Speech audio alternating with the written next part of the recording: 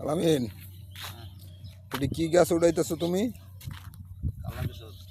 হ্যাঁ, কালাকেশর। কালো কিশোর। কালাকেশর। এটা দিয়ে কি হয়? এটা দিয়া এটা বাইটটা রস কইরা হ্যাঁ তারপরে নারকেল তেল লগে মিলাইয়া হ্যাঁ, মাথায় দিলে এটার উপকারিতা কি? এটা বাইটা রস কইরা, কালা কিশোর পাতা বাইটা রস কইরা নারকেল তেলের সাথে মাথায় মিলিত কইরা পরে কি করতে হইব? তারপরে মাথা দিতে হইব। মাথায় দিলে এটার কি উপকারিতা?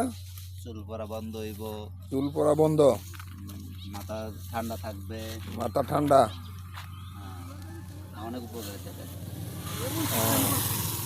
তাহলে এটা কালো কিশোরের পাতা বাইটা রস কইরা, ওইটার রস নারকেল তেলের সাথে মিলাইয়া নারকেল তেলের সাথে মিক্স কইরা মাথায় দিলে চুল পড়া বন্ধ হবে। চুল পড়া বন্ধ, মাথা ঠান্ডা।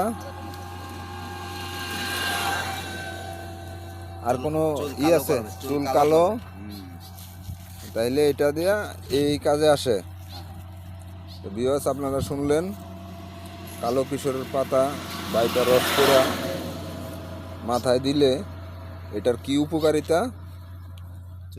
চুল পড়া বন্ধ, মাথা ঠান্ডা রাখবে।